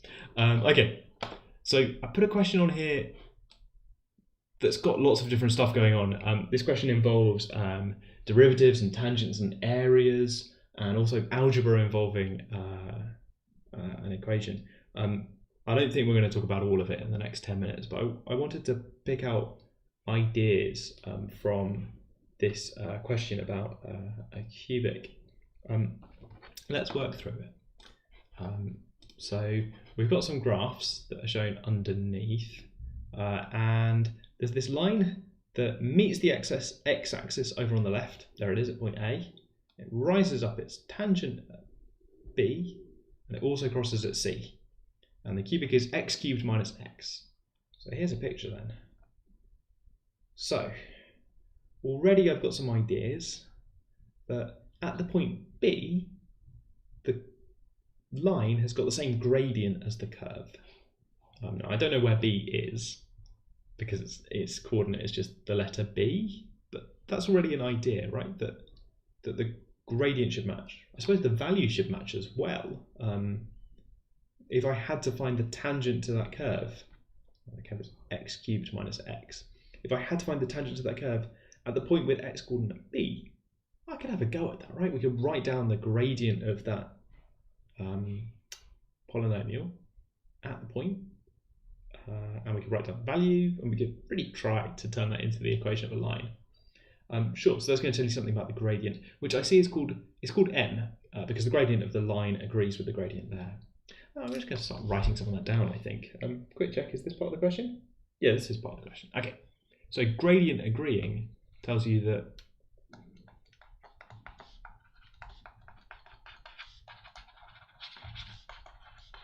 that should be equal to m.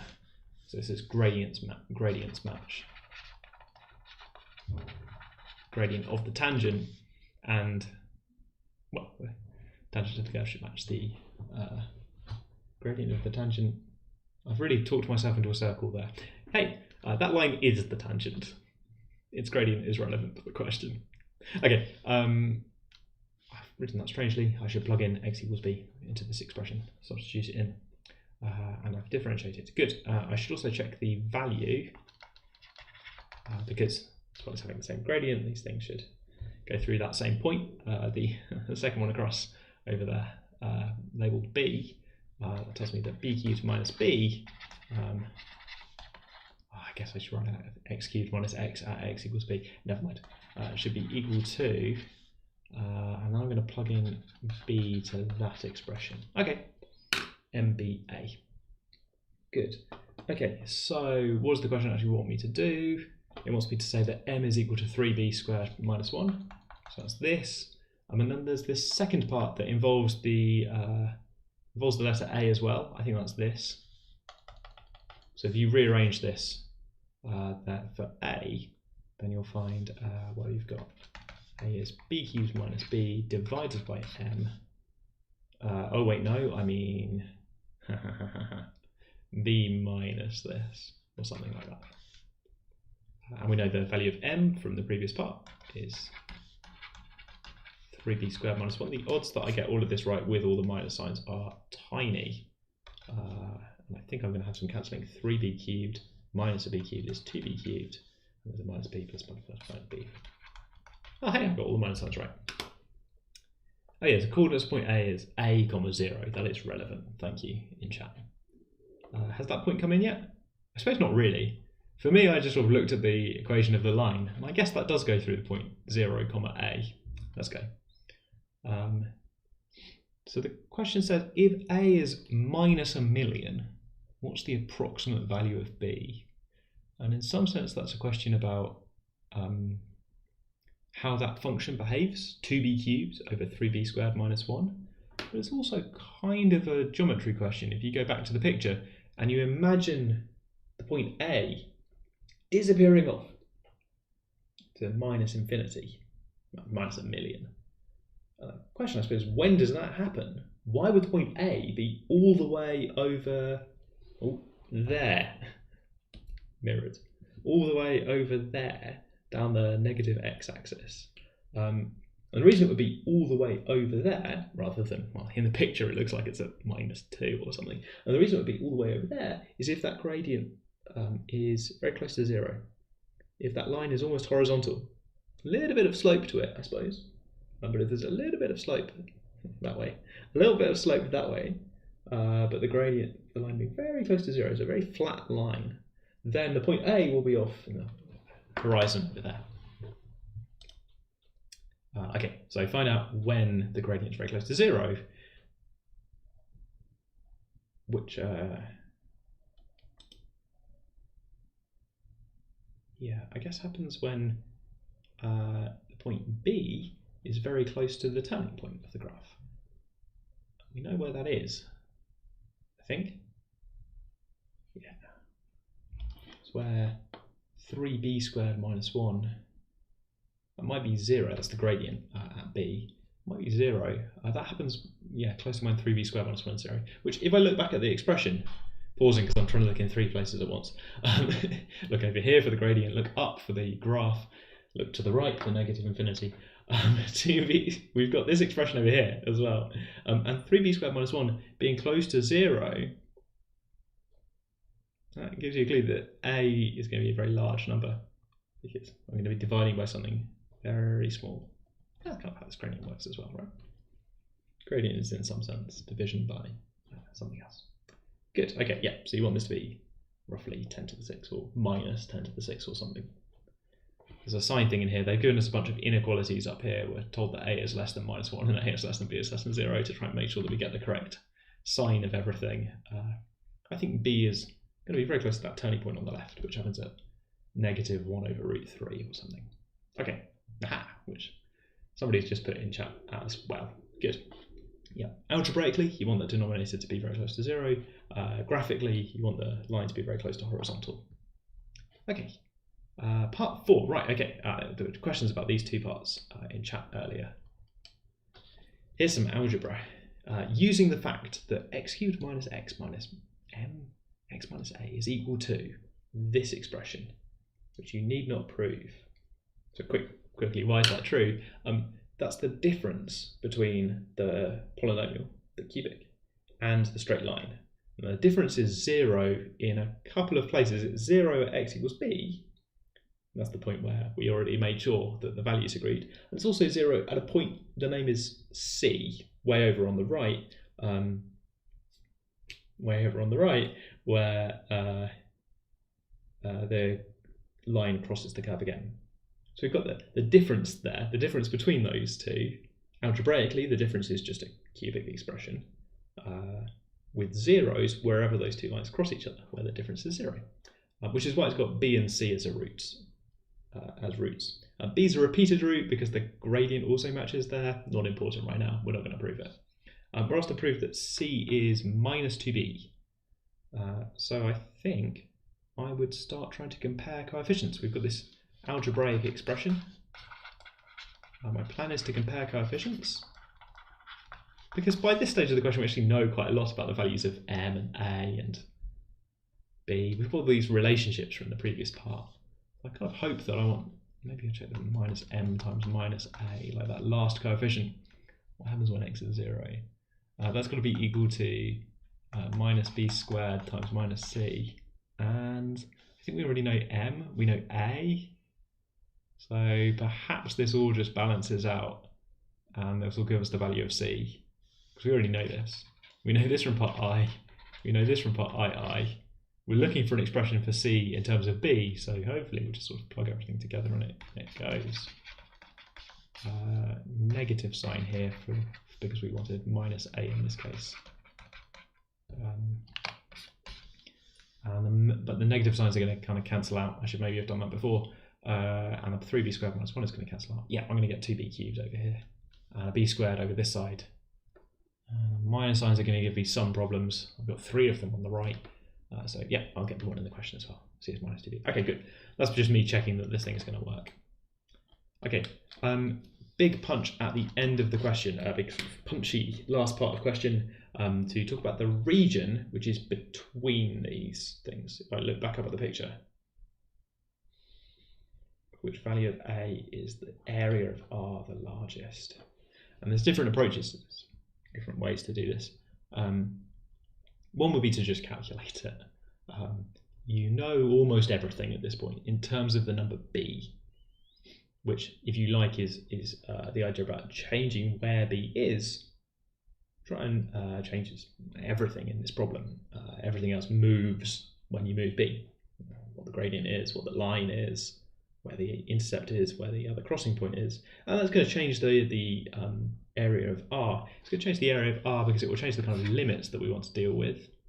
On the left, the x value is b. On the right, we now know that the x value is negative 2b. That's the position of where c is. So it'll change the limits on here, but it'll also affect the thing that we're integrating, which is this. If you want the area between two curves, we'll do a live stream about integration at some point soon, but also it affects these numbers, this m and this a as well. Quite a predictable way it will change. Right, so IS says there's a glitch. Maybe it's on the web version. It's entirely possible. Different version on the website where I has been asked to do the value of x such that the area is largest, which doesn't make sense. Okay. Joe says we know that already. Maybe talking about wanting the gradient to be very high. I think that's true. I'm not quite sure if people are talking to each other. Yeah, so there's various ways to do this. One is to say, well, actually, if the point A is close to B, if the gradient is very large, then it just greedily takes up more stuff on the left and more stuff on the right. If the limit's further away, you get more more gradient, larger thing to larger function to integrate. Let's go for that. So where does that happen? Which involves moving the point B leftwards. I think you have to stop at some point. There's a limit in here somewhere. A is less than -1 and A is less than B. So I think you need that x-intercept to be less than -1. So I think you stick B at -1 to get the maximum. Yeah, we've got a way to factorise this. Joe says in chat. Let's switch chat on. There we go. We've got a way to factorise this thing inside the brackets. That's what we know already. From the previous part, we've been given this way to factorise this thing better. We know the value of C now as well. So we've got a nice expression to integrate, which we could just do. Well, I think we can argue about where this is best. What would A equal? Would A equal B when it's largest? Close to it? Yeah, I think so. I'm just thinking geometrically. This is not very rigorous, but if you move B left a little bit from that picture, then the line's going up. There's more and more area. I guess this is a woolly way of thinking, and that really I should just do the integral. I've got an integral, it's a cubic. I can integrate those. I would take that expression that Joe's got in chat. I would probably multiply it out and integrate term by term.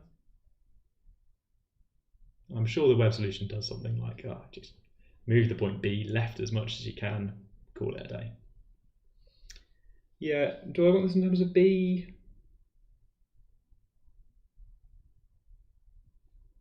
Yeah, I guess they say for what the value of A is the area largest. We've got a formula that links together A and B, so I'll do one or the other and bring things together once I've done that. Okay, we are a little bit out of time, so I'm going to not do the calculation, which I believe ends up being 27/4 times b to the power of 4 or something like that for what you get at the end of this integral, which I think is within your powers to integrate these functions. Yeah, why would I? Hang on. Joe wants me to replace it and then integrate it. Couldn't I just integrate the thing in front of me? I think I would just integrate the thing in front of me, actually. I know an expression for A times M as well. But yeah, this is going to be fine. Term by term, right? It's a polynomial. It's going to be okay. Yeah, so I could rewrite this in terms of B, or I could just integrate and then do the simplification at the end. Either way, I think we are now at about 7 o'clock, which is when it's time for me to pack up. So any last questions about algebra? If you want the full detailed solutions, written carefully with lots of steps, they're on the live page, and very soon we're going to post next week's questions as well, so you can have a look at those if you want to have a look at them before the live stream. But yeah, sure, okay. Let's just have one last look at this. There you go, okay. And if anybody's got anything else, very quickly. It is b to the 4. But with a minus sign. Stop the clock again. Right on the bell. I should have hung up before trying to guess what the integral was. Any advice on someone who wants to get into writing exams? Practice writing questions and test your questions on other people. Find out if they do what you're expecting or not. You might be surprised by how people approach questions and the sorts of mistakes that people make. Might surprise you. Right, get it in terms of B, in terms of A when we sub the limits. Yeah, okay, right, good. Sites to further practice combinations. Not sure. Yeah, don't know, sorry. That's a terrible way to end, isn't it? I was going to say art of problem solving, but the ones on art of problem solving are really hard. So I think that'll be the wrong message. In a way, you can kind of invent problems like this yourself and then check them the slow way. If you do just one of those problems the slow way, where you list all of the possibilities, if you do just one of them the slow way, then you'll, I think, appreciate how the choosing argument works, of how it speeds things up and saves you time. So if you give those 10 people names and you list for me all of the possibilities of how to choose 3 people for the finalists, and then count how many of them involve contestant 1 but not contestant 2, then I think along the way of listing them before you even get to the counting, you'll realise some ways that you can save time. essentially inventing the combinations argument yourself. Oh yeah, okay, so why is 2n choose 0? Let's do that. Why is 2n choose 0 plus 2n choose 2 plus 2n choose 4 plus dot dot dot plus 2n choose 2n equal to, and then they say 2 to the power of 2n minus 1. Okay. It's a fair question, to which my best answer is going to have to be something like, do you know Pascal's triangle? Now, I mentioned Pascal's triangle before.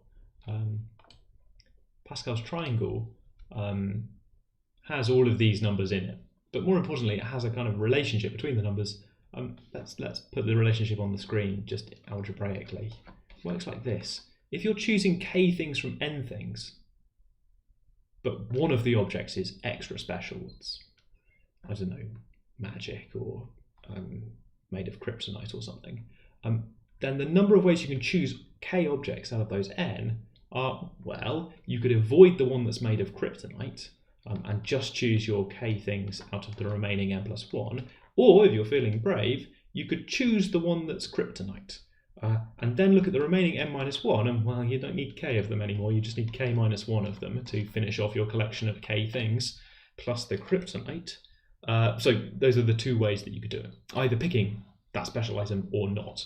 So this is kind of also algebraically true if you prefer to multiply out factorials or whatever to prove this fact. That means that I can replace all your 2n choose things with 2n minus 1 choose 0 and 1 in the first case, with, in this case, 2n minus 1 choose 2 and 2n minus 1 choose 3. Ooh, do I mean that? Maybe I don't. I mean 1 again. Bother. What have I done?